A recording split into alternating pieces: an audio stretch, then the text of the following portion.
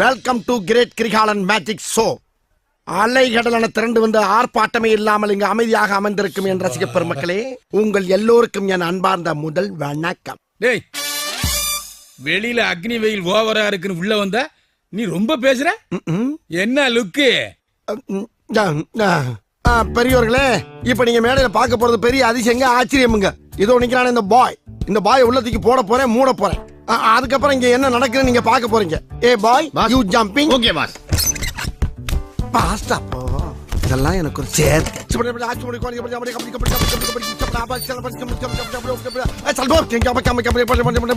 மந்திரமே தெரியாம எப்படி எல்லாம் ஓட்ட வேண்டியதா இருக்கு.